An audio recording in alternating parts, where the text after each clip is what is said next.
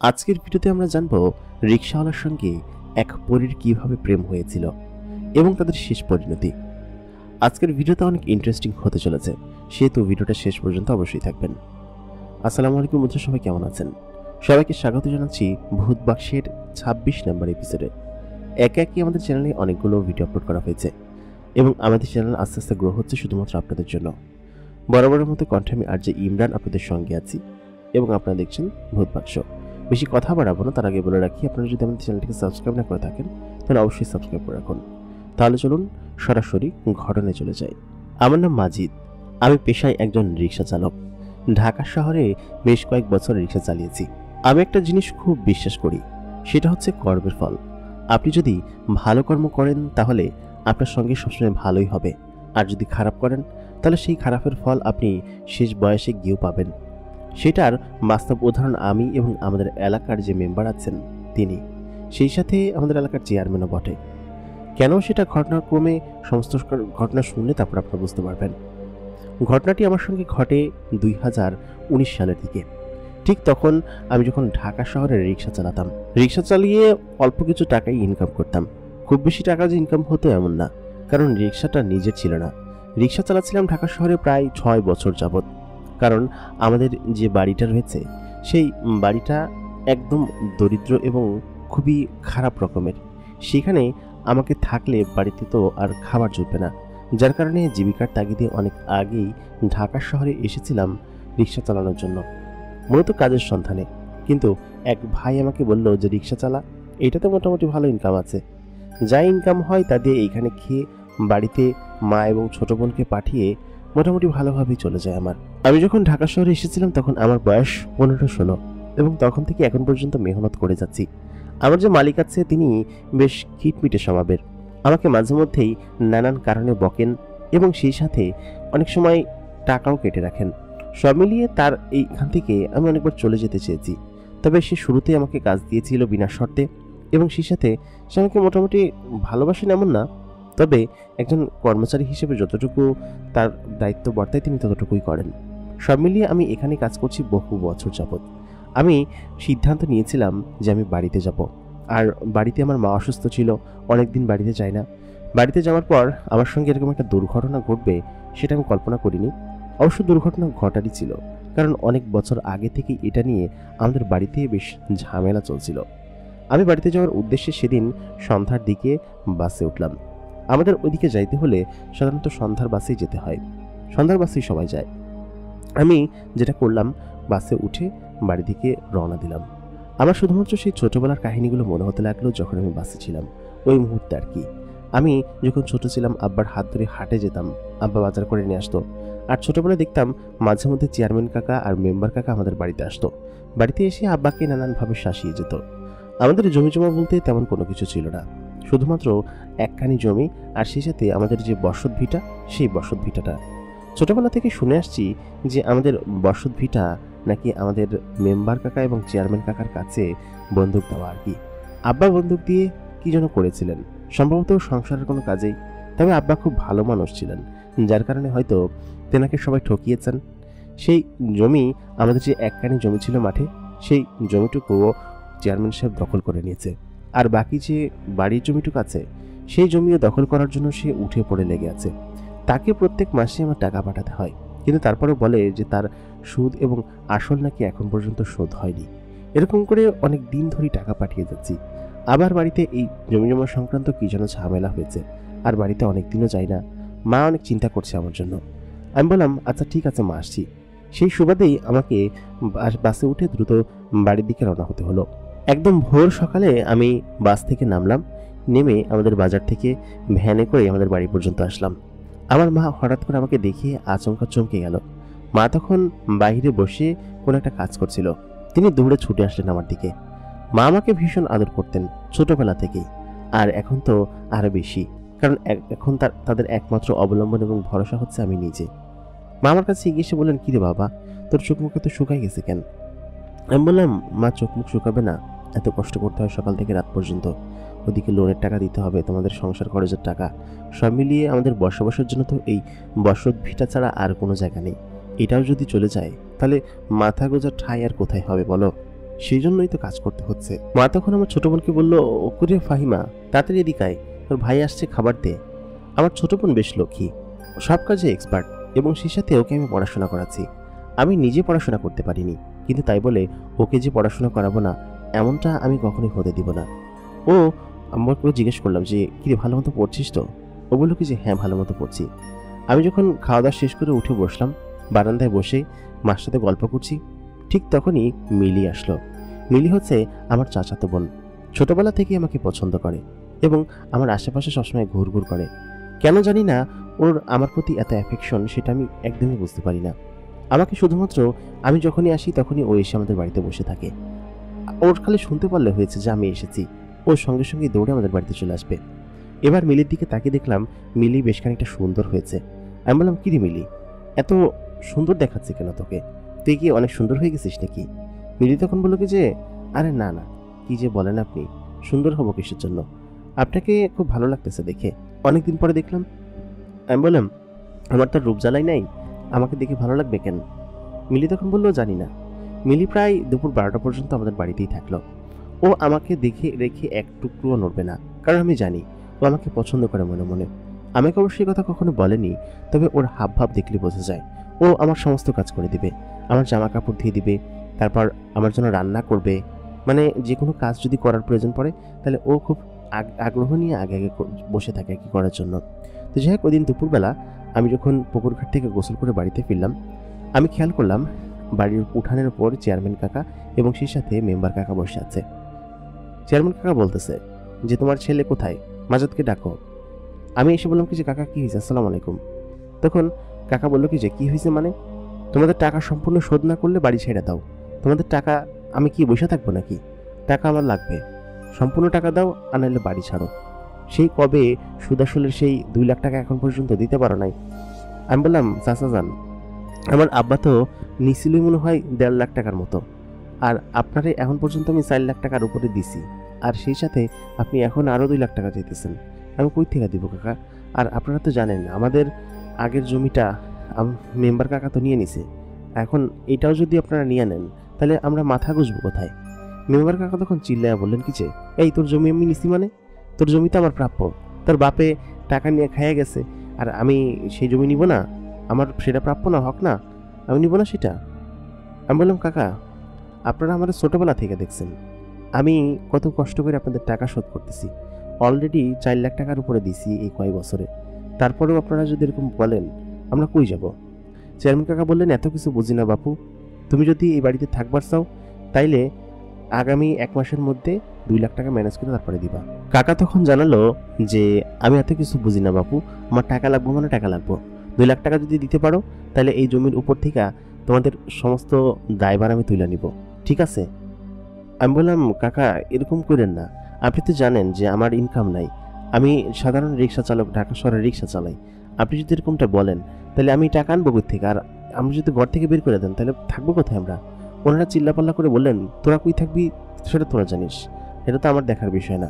এই জমি আমি বাজেয়াপ্ত করে এই জায়গা মিল বানাবো আমি বললাম কি, আচ্ছা ঠিক আছে কাকা, আমি দেখি কি করতে পারি। আর এটা হলে তো আপনি আর চাইবেন না? তখন উনি বললেন কি যে, না আর চাবো না। তারপর ওনারা রাগবাগ করে এখান থেকে চলে গেলেন। আমার মাথায় তীব্র টেনশনের চাপ। মা বললো কি যে, কিরে বাবা এখন কি করবি? আমি বললাম, মা আমাদের তো অন্য কোনো জমি জমাও নাই যে জমি জমা বিক্রি করে এনে টাকা একেবারে শোধ করব। অন্তত পক্ষে মাথা গোজার ঠাই এই জায়গাটুকু থাকতো, এখানে থাকলে অন্তত পক্ষে থাকতে তো পারতাম, নিজেদের একটু জমি থাকতো। আমি বেশ টেনশনে পড়ে গেলাম। ওই দিন বিকালবেলা মিলি আমাদের বাড়িতে আসলো, এসে বললো কি যে, মাজেদ ভাই কিছু মনে না করলে আমি একটা কথা কই। আমি বললাম, কি বলবি মিলি, বল। তখন মিলি তার একজোড়া কানের দুল আমার দিকে আগায় দিল, বলে কিলো, মাজেদ ভাই এটা আমার আব্বা বানায় দিয়েছিল আমার বিয়ার জন্য, এইখানে মোটামুটি 40-50 হাজার টাকার স্বর্ণ আছে, তুমি এটা বিক্রি করা, আর এর থেকে দেওয়ার মতো আমার আর কিছু নাই। আমি বললাম, মিলি তুই কি পাগল হয়ে গেছিস? এই তোর বিয়ের গহনা আমি কেন নিব? তুই এটা নিয়ে যা, আর দেখি আমি ম্যানেজ করতে পারি কিনা। মিলি আমাকে বললো কি যে, না না মাজেদ ভাই, তোমার এরকম একটা বিপদের দিন আমি পাশে থাকবো না, আসলে তোমার জন্য আমার খুব খারাপ লাগে, খুব মনে কষ্ট। তাই বলে সে সেটা আমার হাতে দিয়ে ঘর থেকে দ্রুত গতিতে বেরিয়ে গেল। মেয়েটা আমাকে কি পরিমাণ ভালোবাসে তার এই অ্যাপ্রোচগুলো দেখলেই বোঝা যায়। তবে কেন যেন আমার তাকে একদমই ভালো লাগে না। কিন্তু কথা হচ্ছে যে বাকি টাকাগুলো আমি কোত্থেকে ম্যানেজ করব? রিক্সা তো আমার নিজের আছে, কিন্তু কথা হচ্ছে যে এই নিজের রিক্সা দিয়ে আমি যদি এটা বিক্রি করে দেই, তাহলে সেটা দিয়ে আমি ইনকাম করব কিভাবে? সব মিলিয়ে আমি দোটানায় পড়ে গেলাম। এত পরিমাণ টেনশন মাথায় ভর হতে লাগলো। সন্ধ্যার দিকে আমার বন্ধু রাকিব আমাকে ডাক দিল। বলল কি যে, কিরে বেটা, ঢাকা থেকে আসলি, কোনো কথাবার্তা নাই, দেখাশোনা নাই। আমি বললাম, এই তো। রাকিব আমার সব থেকে ভালো বন্ধু, ছোটবেলায় আমরা একসঙ্গে স্কুলে পড়েছি। রাকিবের বাবার ধন সম্পদ আছে, সেজন্য সে পড়াশোনা করেছে, কিন্তু আমি তো করতে পারিনি। রাকিব সম্ভবত আমাদের জেলার কোনো এক ভার্সিটিতে পড়ছে, আমার সঙ্গে দেখা হয়েছে। বললো কি যে, তুই তো পড়াশোনাটা করতে পারলি না, পড়াশোনাটা করলে হয়তো ভালো হতো। আমি বললাম, কীভাবে করবো বন্ধু, এরকম একটা ঋণের বোঝা আমার বাবা রেখে গিয়েছে, আর সব মিলিয়ে পরিবার চালাতে হয় আমার, তোর তো কিছু করতে হয় না। রাকিব বলল, হ্যাঁ তা বুঝি, কিন্তু আর কি করার, তোর টাকা কই থেকে ম্যানেজ করবি, কিছু ভাবছিস? আমি বললাম কি যে, ভাবাভাবির কিছু তো নাই, টাকা ম্যানেজ না হইতে বলে জমি দিয়ে দিতে হবে, হাতে সময় আছে 1 মাস। যাক, 1 মাস সময় দিছে, যদি একদিন দিত তাহলে তো আমার অবস্থা খারাপ হয়ে যেত। রাকিব তখন বলল কি যে, তোর এত চিন্তা করার দরকার নেই তো, তুই আমার সাথে চল, তোকে একদমই চিন্তা করতে হবে না, কিছু একটা হবে। তারপর রাকিব আমাকে গ্রামের বাজারে নিয়ে গেল, এবং সেখানে নিয়ে যাওয়ার পরে আমাকে নানান ধরনের জিনিসপাতি খাওয়ালো, চপ টপ এসব খেলাম। খেয়ে গল্প টল্প করে রাত তখন 11:30 বাজে। আমরা আড্ডা দিয়ে আমি বাড়িতে আসার জন্য রেডি হচ্ছে আর কি। মানে ওরা ওদের বাড়িতে চলে গেছে, আমি রাস্তার সাইড দিয়ে আসতেছিলাম। তো আমার আসলে বাড়িতে যেতে ইচ্ছে হচ্ছিল না, কারণ গেলে মাকে কি বলবো, বা সব মিলিয়ে আমি মানে এত পরিমাণ কষ্ট হচ্ছিল আমার, আমি আসলে বলে বোঝাতে পারবো না। সব মিলিয়ে খুব খারাপ লাগছিল আমার। আমি ওইখানেই একটা গাছের গোড়ায় বসে পড়লাম। আসলে আমরা যে রাস্তা দিয়ে গ্রাম থেকে বাড়ির দিকে আসতাম, সেই রাস্তাটা ছিল একদম শুনশান, খুবই নীরব। রাস্তার মাঝখানে হচ্ছে কি একটা বটগাছ ছিল, ওই রাস্তার মাঝখানে, এবং সেই বটগাছের পাশে ছোট্ট একটা ছাউনি করে কৃষকরা বসে যে রৌদ্রের সময়, ওরকম একটা ছাউনি করে আর কি। তো আমি ভাবলাম যে এখন বাড়ি যে কী করবো, আমার তো খুবই খারাপ লাগতেছে, আমার মানে কান্না পাচ্ছে আর কি। তো আমি ওই বটগাছের ছাউনির নিচে বসলাম, ভালো একটু বাতাস আসতেছিল, আর আসমানে জ্যোৎস্না ছিল, খুব ভালো লাগতেছিল আমার। তো আমি ওখানে বসে আসলে আমার এত পরিমাণ খারাপ লাগতেছিল যে আমি সত্যি কান্না করে দিলাম, এবং আশেপাশে যদি কোনো মানুষ ছিল না, আমি চিৎকার করে কান্না করতে পারবো, মনের দুঃখগুলো যেগুলো ছিল, এত পরিমাণ খারাপ লাগছিল আমার যে আমি সত্যি খুবই অবাক হচ্ছিলাম যে আমি কি করব আমি। তো আমি গলা ছেড়ে দিয়ে কান্না শুরু করলাম। তো কান্না শুরু করার কিছুক্ষণ পরে পাশ থেকে, মানে পেছন থেকে কেউ একজন বলে উঠলো যে, আপনি কান্না করছেন কিসের জন্য? তো আমি তখন আচমকা চমকে গিয়ে ওইখান থেকে সরে রাস্তার উপর গিয়ে দাঁড়ালাম। তো দাঁড়ানোর পরে আমি আসলে কাউকে দেখতে পাচ্ছিলাম না যে কি আমাকে বললো যে আপনি কান্না করছেন কিসের জন্য।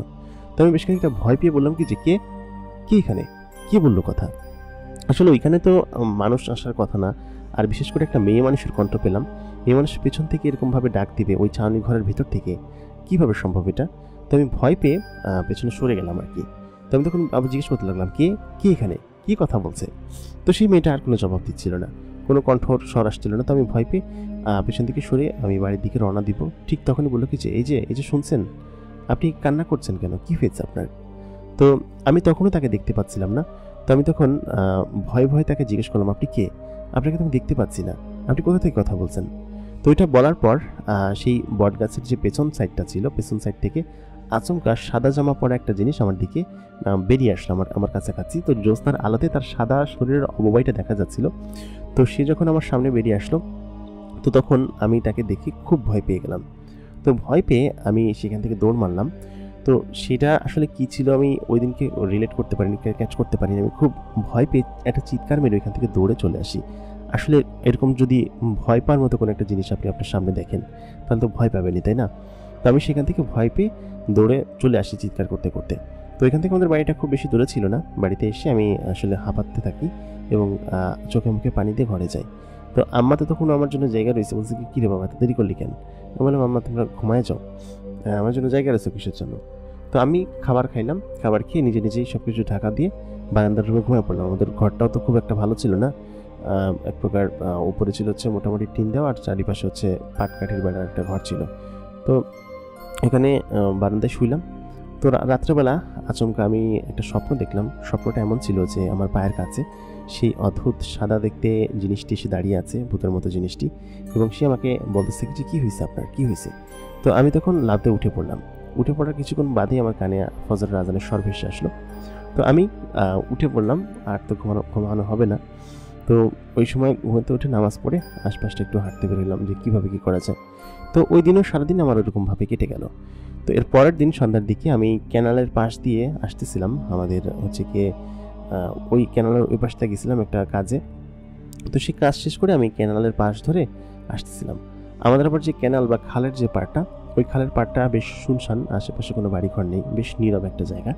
তো খুবই নীরব, সন্ধ্যার পর, কিন্তু প্রায় এশান নামাজের একটু আগে এবং মাগরিবের নামাজের একটু পরে এরকম টাইমে আমি আসতেছিলাম বাড়ির দিকে।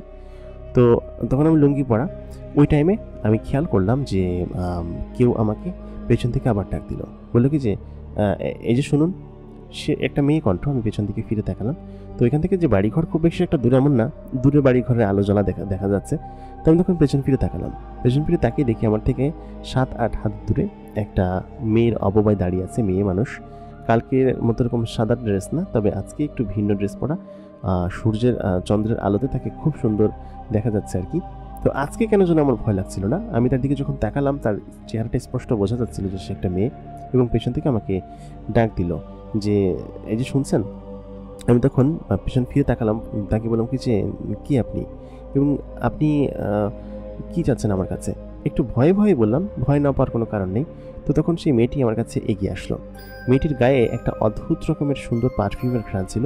সেই পারফিউমের ঘ্রাণটা আমার নাকে তীব্রভাবে এসে লাগতে লাগলো। তো আমি তখন তাকে বললাম যে আপনি কি আমার কাছে আসছেন কিসের জন্য। তো মেয়েটি যখন আমার কাছে এগিয়ে আসলো, তখন তাকে আসলে তার চেহারাটা দেখলাম। তার চেহারা ছিল অত্যাধিক রকমের সুন্দর একটা চেহারা, এবং সে যে জামা পরা ছিল সেটা খুব সুন্দর একটি লেবাস ছিল।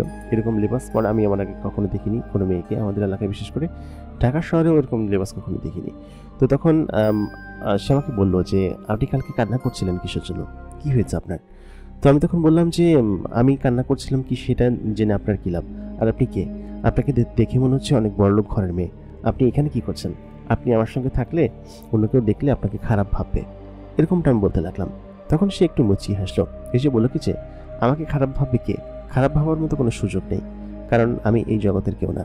আমি তখন বললাম যে এই জগতের কেউ না মানে আমার সঙ্গে ফাজলামি করবেন না, এমনিতে আমি দুঃখ কষ্টের মধ্যে আছি, আমার আসলে খুব খারাপ লাগছে, আপনি আমার দুঃখ কষ্ট পোষণ করতে পারবেন না। ছোটবেলা থেকেই দুঃখ কষ্ট পুহিয়ে আমি বড় হয়েছি, আর কি, আর কত দুঃখ কষ্ট পোহাবো বলেন। তখন মেয়েটি আমাকে বলল, আপনার কি দুঃখ কষ্ট বলুন তো, আমি একটু শুনতে চাই। আমি বললাম, আপনি শুনে কি করবেন, আপনি নিশ্চয়ই এখানে কারো বাসায় বেড়াতে এসেছেন তাই না, আর আমাকে দেখে এগুলো জিজ্ঞেস করছেন, তবে আমার দুঃখ কষ্ট শুনে আপনার লাভ নেই, আপনি চলে যান। তারপর আমি তাকে পেছনে ফেলে সামনের দিকে এগোতে শুরু করলাম। সে দেখি ক্যানালের মাথায় যে ব্রিজটা আছে সেই ব্রিজের উপরে দাঁড়িয়ে আছে। আমি তাকে দেখে ভূত দেখার মতো চমকে গেলাম, কারণ সে এত দ্রুত এখানে কীভাবে আসলো তখন আমার মাথায় ক্যাচ করলো না। পরে ভাবলাম যে ক্যানালের ওই পাশের রাস্তা দিয়ে হয়তো দ্রুত গতিতে এসেছে আমাকে ধরার জন্য, অসম্ভব কিছু না, যদি দৌড়ে আসে তাহলে সে দ্রুত পৌঁছে যাবে। তারপর সে আমাকে বলল, আপনি বলবেন না তাই না। আমি বললাম, আচ্ছা আপনি আমার পেছনে কেন পড়েছেন, আর আপনাকে দেখতে তো বেশ সুন্দরী। এই কথা বলার পর সে খানিকটা হাসলো, বলল কি যে সত্যি আমি সুন্দরী, আপনার কাছে আমাকে সুন্দরী লাগছে। আমি বললাম কি যে হ্যাঁ, এতে আবার সন্দেহ করার কি আছে, আপনি তো সুন্দরীই বটে, তবে আপনি আমার কাছে কি চাচ্ছেন বলুন তো। আমি আপনাকে বললাম না যে আপনার কি হয়েছে সেটা বলুন। আমি তখন তাকে বললাম যে দেখুন, আমি আসলে খুবই খারাপ পরিস্থিতির মধ্যেই যে যাচ্ছি, আপনার সঙ্গে রসিকতা করার সময় নেই আমার। মেয়েটি তখন আমাকে বলল, সত্যি আমি আপনার সঙ্গে রসিকতা করছি না, আপনি বলুন কি সমস্যা আপনার।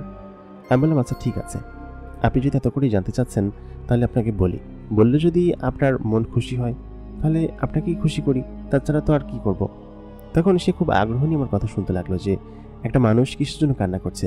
তো আমি তখন আমার সমস্ত ছোটোবেলার ঘটনা খুলে বললাম যে আমার বাবা এরকম মারা গিয়েছিল, তখন থেকেই আমি রিক্সা চালিয়ে এরকম কষ্ট করে বড় হয়েছি, এবং আমার মা আমাকে এরকম করে কষ্ট করে বড় করেছে। তারপরে আমাদের জমি জমাগুলো এরকম চেয়ারম্যান এবং মেম্বার তারা এরকম দখল করে রেখেছে। আসলে তাদের দখল করার কোনো এখতিয়ার নেই, তাদের তো অনেক আছে, তারপরেও তারা আমাদের সঙ্গে এরকম করে। সব মিলিয়ে আমি এত পরিমাণ কষ্টে আছি, কীভাবে আমি চেয়ারম্যানকে 1 মাসের আগে লাখ টাকা ফেরত দেব সেটা আমি আসলে বুঝতে পারছি না। মেয়েটি তখন তার চোখ বেয়ে কান্না, মানে তাই সে কান্না করছিল আর কি। সে আমাকে বললো যে এরকম দুঃখ কষ্ট কারোর হতে পারে, আর মানুষদের এরকম কষ্ট সেটা তো আমি জানতাম না আগে, আমি এর আগে কখনো এখানে আসিনি তো, এই জন্য। আমি তখন বললাম, আপনি কি বলছেন, আপনার কথার আগামাথা আমার কিছু সত্যি মাথায় ঢুকছে না, তবে এতটুকু তো বুঝতে পারলেন যে আমি খুব কষ্টের মধ্যে আছি, আমি আসলে কি করব আমি নিজেও জানি না, আপনি বুঝতে পারছেন? তখন মেয়েটি বলল যে হ্যাঁ, আমি বুঝতে পেরেছি, তবে আপনার জন্য আমার খারাপ লাগছে। আপনার এরকম একটা পরিস্থিতি, দেখি আমি কিছু একটা করতে পারি কিনা। তবে আজকে আমাকে যেতে হবে, আমি কালকে আপনার সঙ্গে আবার দেখা করবো, ঠিক আছে? তারপর সে ওইখান থেকে ওইদিকে রাস্তার দিকে কেনালের দিকে হাঁটতে শুরু করলো এবং হাঁটতে হাঁটতে সামনের দিকে চলে গেল। আমি তার দিকে তাকালাম না, না দেখে আমি আবার আমাদের কেনালের রাস্তা ধরে বাড়িতে চলে আসলাম। বাড়িতে এসে খাওয়া দাওয়া করে ওই দিন রাত্রে ঘুমিয়ে পড়লাম আমি। তারপর আচমকা ওই দিন রাত্রেবেলায় আচমকা আমার ঘুম ভেঙে গেল। আমি যে রুমে ঘুমাতাম, আমার তো কোনো রুম ছিল না, বারান্দার খাটে ঘুমাতাম এবং একদম ফাঁকা আর কি। যে কেউ চাইলে এসে ডাকতে পারবে বা দেখতে পারবে আমাকে, কোনো বেড়া টেড়া কিচ্ছু ছিল না। তারপরে যেহেতু গরিব, সেহেতু বাড়িঘরগুলো এরকমই তো হওয়ার কথা। তো তখন আমি যখন উঠলাম, আচমকা রাত তখন 1-1:30টার মতো হবে। আমি তো এসে ঈশান নামাজের পরপরই ঘুমাই পড়ছি খাইয়ে দেয়। তো আমি যখন পরপর উঠলাম, উঠে আমি যখন খেয়াল করলাম যে আমার পা ধরে কেউ টানাটানি করতেছে, তো আমি উঠে আচমকা একদম বুক ধড়ফড় করার মতো অবস্থা। আমি খেয়াল করলাম সেই মেয়েটা এখানে দাঁড়ায় আছে। আমি বললাম কি যে আপনি এখানে, আপনি আমার বাড়ি কীভাবে ছিলেন? আশ্চর্য তো। তারপর মেয়েটা আমাকে বলল, আচ্ছা আপনার নামটাই না আমার জানা হয়নি, আপনার নামটা কি? আপনার নাম না জানলে আমার আসলে খুবই অন্যরকম লাগবে, অস্বস্তি লাগবে, এই জন্য আসলে আপনার নাম কি বলুন তো? আমি বললাম কি যে আমার নাম মাজিদ। মেয়েটি একটু হেসে বলল কি যে আমার নাম ফাতিমা। ফাতিমা, বুঝতে পেরেছেন? আমি বললাম হ্যাঁ ফাতিমা ফাতিমা। ও তখন বললো ফাতিমা ফাতিমা না, আমার নাম শুধু ফাতিমা, বুঝতে পেরেছেন? আমি বললাম জি হ্যাঁ বুঝতে পেরেছি, কিন্তু আপনি আমার বাড়ি কিভাবে চিনলেন আর এখানে কেন এসেছেন? আমি তো কিছু বুঝতে পারছি না, আপনি কে বলুন তো? এরকম রাত ভেরাতে যেখানে সেখান দিয়ে ঘোরাফেরা করছেন, এখন তো রাত অনেক হবে। মেয়েটি তখন বলল আচ্ছা ঠিক আছে, আপনার সঙ্গে পরে আবার দেখা হবে, হ্যাঁ আমি যাই। হ্যাঁ, তাই বলে সে ঘর থেকে বেরিয়ে গেল। বেরিয়ে কোথায় গেল জানি না, তবে সে যখন আসে চারিদিকটা অদ্ভুত রকম একটা ঘ্রাণে ছেয়ে যায়। আমার আসলে কিছুই মাথায় ঢুকছে না, সব মিলিয়ে আমি যে কি করব কিছুই বুঝতে পারছি না। তারপর আমি ওই দিনও ঘুমিয়ে পড়লাম। ঘুমিয়ে পড়ার পরে মাঝখানে 2 দিন কেটে গেল। এই 2 দিন ওই মেয়েটার সঙ্গে আমার কোথাও কোনো দেখা হয়নি। হঠাৎ করে আচমকা এক সন্ধ্যার পরে হচ্ছে আমি বাজার থেকে ফিরতেছিলাম রাস্তা ধরে, ওই সেম রাস্তা ধরে যে রাস্তা ধরে আমি আসলে বাজার থেকে ফিরি, ওই বটগাছের ওইখানটাতে সে আমাকে আচমকা ভয় দেখানোর মতো আমার সামনে এসে প্রকট হলো। একটা করে ভু করে এরকম একটা ইয়ে করলো। তাই বললাম কি ব্যাপার মাজিদ, কেমন আছেন আপনি? ও তখন ওই কথা বলার পর আমি বললাম কি যে জি ভালো আছি, কিন্তু আপনি আমাকে এরকমভাবে ভয় দেখান কিসের জন্য? আর আপনি কি বলুন তো, আপনি এরকমভাবে রাত বেরাত চলাফেরা করেন, আপনার বাড়ি থেকে কিছু বলে না? তখন মেয়েটি বলল বাড়ি থেকে বলে, তবে আমি কি শুনি নাকি? আমি আমার মতো চলাফেরা করি। তারপর সে আমাকে বলল আচ্ছা মাজিদ, একটা কাজ করলে কেমন হয় বলুন তো? আমি বললাম কি কাজ? সে বলল কি যে একটা কাজ করুন, আমি আপনার সমস্ত সমস্যার সমাধান করে দিব, ঠিক আছে? এই যে চেয়ারম্যানের যে টাকা পয়সা সেগুলো আমি আপনাকে পাইয়ে দিতে সাহায্য করে দিব। বদলে আপনি আমাকে কি দিবেন? আপনি কি আমার সঙ্গে বন্ধুত্ব করবেন? আমি বললাম বন্ধুত্ব আপনার সঙ্গে আর আমার সঙ্গে? আমি একজন সাধারণ রিক্সা চালক, হতদরিদ্র গরিব, আমার সঙ্গে আপনার বন্ধুত্ব হয় নাকি? আমার এটা সম্ভব না। তখন মেয়েটি বলল কি যে সম্ভব নয় কেন? আপনি তো খুবই ভালো একজন মানুষ, আপনাকে দেখে আমার ভালো মনে হয়েছে। এর আগে যত মানুষ দেখেছি অধিকাংশ মানুষই খারাপ ছিল এবং তারা আপনার মতো এতটা ভালো না। আমি মানুষের দুনিয়ায় যতদিন এসেছি মানুষের সাথে সম্পর্কগুলো আমার খুব একটা ভালো লাগে না, খুবই বিশ্রী লাগে। তবে আপনাকে দেখেই মনে হয়েছে আপনার মায়ের প্রতি ভালোবাসা, সব মিলিয়ে আপনি একজন খুবই দায়িত্ববান পুরুষ। এটা আমার খুব ভালো লেগেছে, এই জন্যই আমি আপনার সঙ্গে বন্ধুত্ব করতে চাই। আপনি কি আমার সঙ্গে বন্ধুত্ব করবেন? আমি বললাম কি যে তা করা যায়, যদি আপনি আপনার সমস্যার সমাধান করে দিতে পারেন তাহলে করতে পারবো আর কি। মূলত হচ্ছে আমি আমার দিকটা বিবেচনা করে এটা বলেছি। আপনি কত বড়লোক ঘরের মেয়ে হবেন, কত সুন্দরী আপনি, আপনার সঙ্গে আমার চাই। আমি দেখতে কালা, খুব একটা সুন্দর না। আবার মেয়েটি তখন বলল আপনার মন সুন্দর, এটাই আমার কাছে অনেক, বুঝতে পেরেছেন? তারপর আমি বললাম আচ্ছা ঠিক আছে, কিন্তু সমস্যার সমাধান হবে কিভাবে? আমার তো মাথায় কিছুই ঢুকছে না। মেয়েটি তখন বলল আচ্ছা ঠিক আছে, সমস্যার সমাধান হবে, এখন চলুন আমার সঙ্গে বসে আপনি গল্প করবেন। আমি বললাম গল্প করব আপনার সঙ্গে বসে? আসলে ওর সঙ্গে বসে আমি খুবই ইতস্তত বোধ করছিলাম, কারণ যেমন সুন্দরী মেয়ে তেমন খুব ভালো পোশাক পরা, তেমন খুব সুন্দর সেন্ট দেওয়া গায়ে। আসলে আমি একজন রিক্সা চালক হয়ে এরকম সুন্দরী মেয়ের পাশে বসে কীভাবে গল্প করি? ও আমাকে বলল যে আপনি একদমই ইতস্তত বোধ করবেন না, আপনি আমার সঙ্গে যেরকমভাবে গল্প করতে স্বাচ্ছন্দ্য বোধ করেন সেরকমভাবেই করেন। আমি আসলে আপনার জন্য কখনো কোনো ইতস্তত বোধ করছি না, ঠিক আছে? তো ওই কথা বলার পর আমি ওর পাশে গুটিসুটি মেরে বসলাম। ও আমাকে বললো কি যে, আহা সোজা হয়ে বসুন না। আচ্ছা, আপনাদের এখানে এরকম কেন মানুষজন সব? আমি বললাম কেমন? উনি তখন বলতে লাগলো, এই যে কেমন খারাপ মানুষজন, আপনি চেয়ারম্যানের কথা বললেন, তিনি অনেক খারাপ। একটা কাজ করুন, চলেন কিছু টাকা আমি এনে দিচ্ছি, ঠিক আছে? এই টাকাগুলো আপনি আপাতত চেয়ারম্যানের মুখে ছুঁড়ে মারবেন, ঠিক আছে? কিন্তু কিভাবে আনবো সেটা কিন্তু আমি আপনাকে এখন বলতে পারবো না।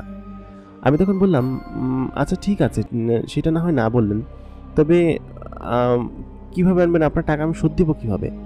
তো ও তখন বলল যে এই টাকা শোধ দেওয়ার কোনো দরকার নেই, তবে এই টাকা আমি কিভাবে আনবো সেটা খালি দেখবেন, পরবর্তীতে আমি সেটা জানাবো, ঠিক আছে? আমি বললাম, জি না, আমি আপনার টাকা নিয়ে সেটা ফেরত দিব না, সেটা কি কখনো হয় নাকি? আমি আপনার টাকা অবশ্যই ফেরত দিব, এবং আপনি সেটা নেবেন, আজকে হোক বা 10 বছর পরে হোক, সেটা আপনাকে নিতেই হবে। যদি আমি বেঁচে থাকি তাহলে, আর যদি মারা যায় তাহলে আপনি কোনো দাবি রেখেন না, ঠিক আছে? তখন মেয়েটি একটু রেগে বলল কি যে, আপনি মারা যাবেন কিসের জন্য? আপনি তো খুব ভালো মানুষ, ভালো মানুষরা খুব সহজে মরে না, বুঝতে পারছেন? আমি বললাম ঠিক আছে। তখন মেয়েটা আমাকে বলল যে, আপনি এখানে কিছুক্ষণ বসুন, আমি কিছু টাকাগুলো নিয়ে আসি, হ্যাঁ, আর হচ্ছে গিয়ে যা যা প্রয়োজন সব নিয়ে আসি। তারপর ওই মেয়েটি ওইখান থেকে উঠে গেল, উঠে দক্ষিণ দিকে হাঁটা শুরু করলো। খানিকক্ষণ বাদে খেয়াল করলাম সে ওইখান থেকে মানে অদৃশ্য হয়ে গেল। মানে এত দ্রুত সে দক্ষিণের ওই মাঠ দিয়ে কোথায় গেল কিছুই তো বুঝতে পারলাম না। আমি আশেপাশে তাকে খুঁজতে লাগলাম, কিন্তু কোথাও কেউ সে নেই আর কি। সব মিলিত আমার একদম চোখ ছানা বড়া হয়ে যাওয়ার মতো অবস্থা। আমি ওখান থেকে বেশ খানিকক্ষণ বসে থাকলাম, বসে বসে দেখলাম সে ওখান থেকে আর আসছে না। তারপর এখান থেকে উঠে যখন হাঁটা শুরু করলাম, পেছন থেকে মেয়েটা ডেকে বললো, মাজিদ কোথায় যাচ্ছেন আপনি? আপনার জন্য আমি এত কষ্ট করে এত ঝুঁকি নিয়ে আমি টাকাগুলো নিয়ে আসলাম। মাজিদ আমার দিকে প্রায় 2 লাখ টাকার একটা বান্ডিল এগিয়ে দিল, বলল কি যে, এই নিন, এটা আপনার জন্য, আপনার উপহার, আর সেই সাথে এই যে আপনার যে দলিল আছে, মানে মাঠের জমির যে দলিল আছে সেটা। আমি বললাম, এটা আপনি কোথায় পেলেন? ফাতেমা তখন বলল, আমি কোথায় এটা পেয়েছি সেটা ভেবে আপনার দরকার নেই, আপনি আপাতত এই বিপদ থেকে উদ্ধার হন তো। আপনি যে বিপদে পড়েছেন, আসলে আপনাকে বিপদে দেখে আমার ভালো লাগছে না। সব মিলিয়ে এত কষ্টে আপনি জীবনযাপন করছেন, কেন যেন আমার খুব মায়া লাগছে আপনার জন্য। আমি আসলে নিরুপায় ছিলাম। ফাতেমার কাছ থেকে জিনিসগুলো না নেওয়া হয়তো আমার জন্য পরবর্তীতে অনেক দুঃখের কারণ হতে পারে। এই কারণে আমি সেই জিনিসগুলো ফাতেমার কাছ থেকে নিলাম এবং বললাম, ফাতেমা তোমাকে অনেক ধন্যবাদ, সরি আমি তোমাকে তুমি করে বলে ফেললাম। ফাতেমা তখন বলল, সমস্যা নেই, আমরা তখন বন্ধু হয়ে গিয়েছি। তুমি আমাকে ওয়াদা করেছো না যে যদি আমি তোমার সমস্যার সমাধান করে দিতে পারি তাহলে তুমি আমাকে বন্ধু বানাবে? তাহলে ঠিক আছে, আমিও তোমাকে বন্ধু বলে ডাকলাম। আমি তখন একটু হাসলাম। অনেকক্ষণ পরে, মানে অনেকদিন পরে আমার মুখে একটু হাসি আসলো। প্রায় 4-5 দিন হয়েছে আমি বাড়িতে এসেছি। এই 4-5 দিনই আমার মুখে বিন্দু পরিমাণ হাসির ছাপ ছিল না। আমি ফাতেমার সঙ্গে গল্প করতে করতে বাড়ির দিকে চলে আসলাম। আমাদের ক্যানাল পর্যন্ত ফাতেমা আমাকে এগিয়ে দিয়ে গেল। আমি আসলে বুঝতে পারছিলাম না যে ফাতেমা কে এবং রাত্রেবেলা এরকম কেন হাঁটাচলা করে চারিদিকে। ওর বাবা মা কি ওকে কিছু বলে না? যেমন সুন্দরী তেমন রূপবতী, তেমন কথাবার্তার গঠন এবং সেরকম কণ্ঠ। ও মেয়েটা আমার দিকে এরকমভাবে আমার সাথে বন্ধুত্ব কেন করতে চায়, আমি তো কিছুই বুঝতে পারছিলাম না। তো তারপর যে ঘটনা এ পর্যন্ত বেশ ভালোভাবে এগিয়েছে এবং পরবর্তীতে আমি যখন বাড়িতে যাই, বাড়ি থেকে আমি বেশ খুশি ছিলাম। আমার মা দেখে বলে কি যে, কি রে বাবা এত খুশি কেন তুই? আমি বললাম কি যে, না মা কিছু না। তো মিলি ওই দিনকে আমাদের বাড়িতে বসেছিল। তো মিলি বললো কি যে, ভাইজান তোমার জন্য আমি খাবার রান্না করে নিয়ে আসছি। আমাদের বাসায় মুরগির মাংস রান্না ছিল, আমি নিয়ে আসছি রান্না করে। তো আমি তখন বললাম কি যে, তুই যে কী করিস না মিলি? তো আমাকে নিজের হাতে বেড়ে খাওয়ালো আর কি। আসলে মিলি যে আমাকে খুব পছন্দ করে সেটা বলার অপেক্ষা রাখে না। আমি বললাম কি যে, মিলি এক কাজ কর, এটা তোর কাছে রাখ। তো আমি বললাম কি যে, ও মিলি তখন জানালো যে, কেন এটা কি লাগবে না? তুমি এটা আমাকে দিয়ে দিচ্ছ কেন? আমি তো বললাম না যে এটা আমি নিতে পারবো না, তুমি ব্যবহার করো, বিক্রি করে টাকাগুলো দিয়ে দাও। তো আমি তখন মিলিকে বললাম, মিলি টাকাগুলোর ব্যবস্থা হয়েছে, এই যে আজকেই ব্যবস্থা হইলো। আমি দেখি কালকে চেয়ারম্যান কাকার বাড়িতে গিয়ে টাকাগুলো দিয়ে আসবো। তো তখন মিলি বললো কি যে, আচ্ছা ঠিক আছে। তাই বলে ওর যে জিনিস ছিল ওর হাতে আমি বুঝাই দিলাম আর কি। তবে ও যে আমাকে কেমন ভালোবাসে সেটার বহিঃপ্রকাশ কিন্তু ওর স্বর্ণালী দেওয়ার মাধ্যমে বুঝাই দিছে আর কি। তারপর পরের দিন সকালবেলা আমার ঘুম ভাঙলো, আমি টাকাগুলো নিয়ে চলে গেলাম হচ্ছে চেয়ারম্যানের বাড়িতে। তো চেয়ারম্যানের বাড়িতে যাওয়ার পর আসলে তখন চেয়ারম্যানের বাড়িতে তো বিশাল শোরগোল এবং বিশাল চিল্লাপাল্লা। তো চিল্লাপাল্লা কিসের জন্য? সেটা হচ্ছে গিয়ে চেয়ারম্যানের বাড়িতে নাকি চুরি হয়েছে গত রাতে, এবং চুরি হয়েছে এমন যে সেখান থেকে নাকি তার বাড়ি থেকে নাকি 2 লাখ টাকা কেউ নিয়ে গেছে আর কি। তার সিন্দুক থেকে 2 লাখ টাকা নিয়ে গেছে। টাকা কে নিছে বা কোথা থেকে নিছে সে আসলে কিছু জানে না, বা কিভাবে টাকা নিছে সে বলতে পারে না, কারণ সে কোনো জিনিসপাতি ভাঙে নাই, কোনো তালা ভাঙে নাই, আর সে ঘরে দরজা দিয়ে ঘুমায়, ঘরের ভিতর থেকে টাকা কে নিবে আর কি। তো সব মিলিয়ে আসলে আমি যখন গেলাম, গিয়ে দেখলাম কি যে তিনি আসলে খুব চিন্তায় মাথায় হাত দিয়ে বসে আছে। তো আমাকে দেখে বললো কি যে কিরে মাঝে তুই এখানে আসছিস কিসের জন্য, আর আমাদের বাড়িতে একটা ঝামেলা হয়ে গেছে। আমি বললাম কি ঝামেলা চাচা? তো তখন তিনি বললেন যে আমাদের বাড়িতে গত রাতে চুরি হয়েছে। আসলে গত রাতে হয়েছে না কবে হয়েছে জানি না, আমি সিন্দুক চেক করি না, অনেকদিন হয়েছে। কে যেন টাকা নিয়ে গেছে 2 লাখ টাকা। তো আমি তখন বললাম কি যে হায় আল্লাহ কী বলেন, 2 লাখ টাকা নিয়ে গেল, আর উনি যে ওনার ঘরের ভিতরে যে কেউ ঢুকবে চুরি করবে, চেয়ারম্যানের বাড়িতে চুরি, এটা আসলে অসম্ভব ব্যাপার, কারণ ওনার ঘরে ভীষণ সিকিউরিটি দেওয়া, সম্ভবত ঘরের কেউ সরাইছে সেটা উনি বলতে লাগলো। তো আমাকে বলতে লাগলো কি মাঝে তুই কিসের জন্য আসছিস? আমি বললাম কাকা আমার জমির দলিলটা দেন, আমি আসলে জমি ছাড়াইতে আসছি। তো তখন চেয়ারম্যান কাকা বললো কি যে আচ্ছা ঠিক আছে আমি নিয়ে আসতেছি, তো বয়তে। তো উনি ভিতর থেকে জমির দলিল খুঁজতে গেলেন। তো জমির দলিল খুঁজতে গিয়ে উনি আসলে জমির যে দলিল সেই দলিল আসলে পাচ্ছিলেন না। বলে কি যে জমির দলিল তো আমি হারাই ফেলছি, খুঁজে পাচ্ছি না, পুরো ঘর তন্ন করে খুঁজে ফেলছি, তুই টাকা দিয়ে যা, তোর উপর কোনো দাবি দেওয়া থাকলো না। এখানে তো এই যে মুরব্বীরা আছে ওনারা সাক্ষী থাকলো। তাই বললাম কি যে সাক্ষী দিয়ে আমি কী করবো, আপনি আমার জমির দলিল দেন, না হলে আপনি আবার আমার কাছে টাকা চাওয়ার জন্য যাবেন। তো তিনি তখন রেগে গেলেন, রেগে গিয়ে বললেন কি যে আমি কি এত খারাপ যে তোর কাছে আমি টাকা চাওয়ার জন্য আবার যাবো টাকা নিয়ে? আমি তোকে বলছি 2 লাখ টাকা দিয়ে দিলে তোর জমির সমস্ত কিছু মাফ করে দিব। তো বললাম তো আপনি আমার দেন, আপনি আমার দলিল দেন, দলিল না দিয়ে আমি কীভাবে করবো? তো তিনি আমার ঘরের ভিতর গেলেন, ঘন করে খুঁজে কোথাও দলিল পেলেন না। তো আমি তখন বললাম আচ্ছা ঠিক আছে কাকা, আপনি দলিল দিয়ে তারপর টাকা নিয়ে যান, টাকা রেডি আছে, নিয়ে যান। তো উনি আমাকে তখন বললেন মাঝে তুই টাকা পাইলি কই? আমি বললাম টাকা আবার কই পাবো, আমার বন্ধুবান্ধব তারপরে মালিকের কাছ থেকে আর সমিতির থেকে টাকা উঠায় সব মিলে এই 2 লাখ টাকা হয়েছে। তো আমার তো আর কিছু করার নাই, এই জমিটাই আমার শেষ সম্বল ছিল, আমার রিক্সাটাও আমি বেচা দিছি। তো সব মিলিয়ে আমার 2 লাখ টাকার মতো ম্যানেজ করতে পারছি। তো এই টাকা আমি দিয়ে আমার জমি ছাড়াবো, নাহলে তো আমি আসলে কী করব, কিছু তো করার ছিল না আমার। তো তখন বললো কি যে না এরকমটা তো হইতে পারে না, তুই 4-5 দিনে 2 লাখ টাকা গোছাই ফেলছিস, তুই নিশ্চয়ই আমার টাকা চুরি করছিস। তো সে আমাকে এটা বলতে লাগলো। তো আমি তখন বললাম আপনার টাকা চুরি করবো, আপনার বাড়িতে আমি আসছি, আপনি ফাইজলামি মার্কা কথাবার্তা বলেন আমাকে। তো আমি ভীষণ রেগে গেলাম, তখন রেগে বললাম কি যে এই চেয়ারম্যান একটা ভণ্ড, এবং সে আমার বাপের কাছ থেকে এরকমভাবে জমি বাজেয়াপ্ত করে দখল করে নিছে। তো সে বললো কি যে তুই আমার টাকা নিছিস। তা বললাম কি যে আমি আপনার টাকা নিইনি, আর আমি আপনার টাকা দিব না, পারলে আপনি আমার জমি দখল করেন। তো এরকম বলে আমি রেগে মেগে চলে আসলাম, কারণ আমি তো জানি যে জমির দলিল আমার কাছে, এবং জমির দলিল কীভাবে ওই মেয়েটা কীভাবে আনছে আমি জানি না, তবে ও আমাকে গত রাতে এরকমভাবে এনে দিছে। তো আমি রেগে বেগে ওই টাকা পয়সা নিয়ে আসলে চলে আসলাম। চলে আসার পরে আমি যখন বাড়িতে আসলাম, বাড়িতে আসার পরে তো আমি ভীষণ ভয়ে ছিলাম যে চেয়ারম্যানকে এরকমভাবে বলে আসলাম, সে যদি কোনো কিছু করে, কোনো আক্রমণ করে আমার উপর, বা ক্ষতি করার চেষ্টা করে, সব মিলে আমি খুব ভয়ে ছিলাম আসলে। তো সন্ধ্যার দিকে আমি আমাদের ক্যানালের ওখানে দাঁড়ায়ছিলাম, তো আচমকা আমার নাকে একটা তীব্র ঘ্রাণ আসলো, সুঘ্রাণ। তো আমি বুঝতে পারলাম যে ফাতেমা এসেছে। আমি বললাম ফাতেমা তুমি এসেছো, আজকে কী হয়েছে জানো? তোমাকে বলার জন্য আমি আসলে কীভাবে যে ঘটে গেছে আমি জানি না, চেয়ারম্যানের বাড়িতে নাকি চুরি হয়েছে, এবং চেয়ারম্যান এর দলিলও আমাকে দেয় নাই, আমি টাকা নিয়ে গেছিলাম। তো সব মিলাইয়া আসলে চেয়ারম্যান আমি হুমকি ধামকি দিয়েছি, এবং চেয়ারম্যান আমাকে বলছে যে দেখে নেবে আমাকে। তো সব মিলিয়ে কী হবে কিছুই বুঝতে পারতেছি না। ফাতেমা তখন বললো তুমি একদমই চিন্তা করো না, এই চেয়ারম্যানকে আমি একদম এমন সবক শিখাবো যে ও জীবনে কোনোদিন তোমার কাছে টাকা চাইতে আসবে না। আর সব মিলিয়ে দলিল তো তোমাকে আমি দিয়েছি, তাই না? শুধু তোমার কোনো চিন্তা করার কারণ নেই। তো আমি বললাম আচ্ছা ঠিক আছে ফাতেমা, এই যে তোমার 2 লাখ টাকা দলিল যেহেতু আমি পেয়ে গেছি, সেহেতু আমাকে তো আর উনি আইনানুগভাবে ফাঁসাইতে পারবে না, কারণ হচ্ছে দলিলটা এখন আমার কাছে।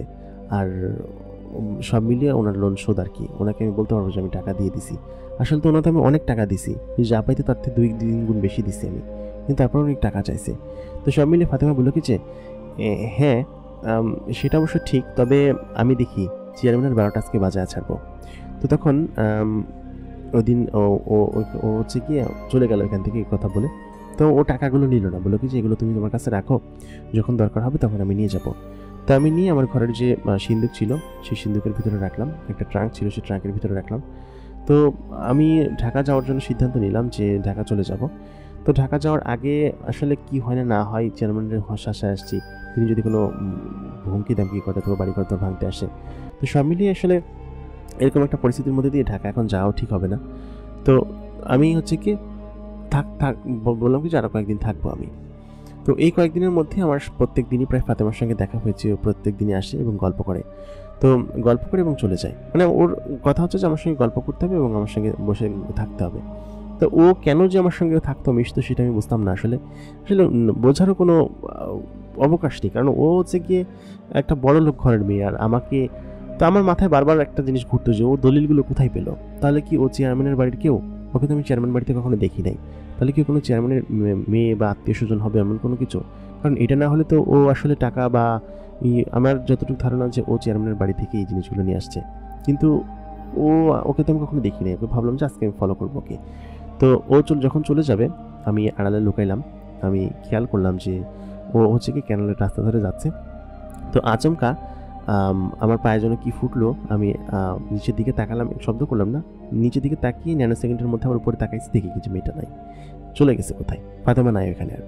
তো আমার আসলে আমি বুঝতে পারছিলাম না যে ফাতেমা আসলে কি এবং কেন বা এখানে এরকমভাবে আসে। তো সব মিলিয়ে ওই দিন সন্ধ্যার দিকে আবার আসলো ফাতেমা, পরের দিন সন্ধ্যার দিকে। তো ফাতেমা আসার সময় বললো কি যে মাজিদ, আমাদের ওইখানে একটা অনুষ্ঠান আছে বুঝছো, আমাদের বাড়িতে, তুমি কালকে আমাদের বাড়িতে চলে আইসো, আর এই যে এখানে কিছু জিনিস আছে এই জিনিসগুলো পরে আসো, ঠিক আছে? আমি বললাম এখানে কী জিনিস এগুলো?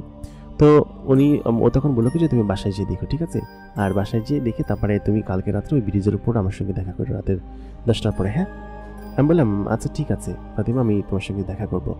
তো ফাতিমার সঙ্গে থাকতে থাকতে ওর প্রতি কেমন যেন একটা অ্যাফেকশন এসে গিয়েছিল।